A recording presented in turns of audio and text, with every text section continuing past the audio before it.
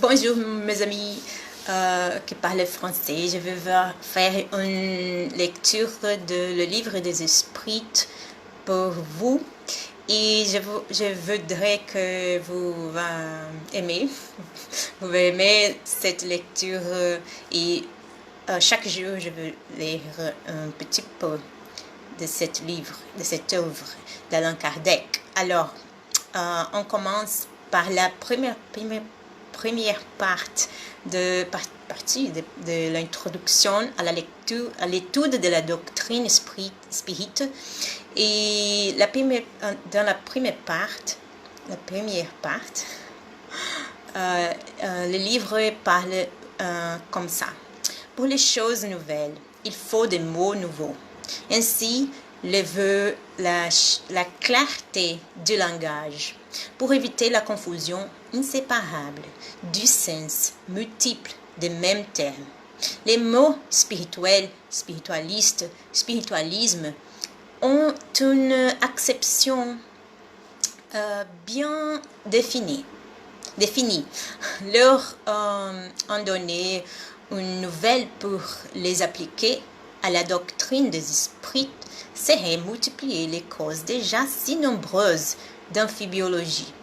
En effet, le spiritualisme est l'opposé du matérialisme. Quiconque croit avoir en soi autre chose que la matière est spiritualiste, mais il ne s'ensuit pas qu'il croit à l'existence des esprits ou à leur communication avec le monde visible. Au lieu des mots spirituel, spiritualisme, nous employons pour désigner cette dernière croyance ceux de spirit et de spiritisme, dont la forme rappelle l'origine et le sens radical et qui par cela même ont l'avantage d'être parfaitement intelligibles, réservant au mot spiritualisme son acception propre.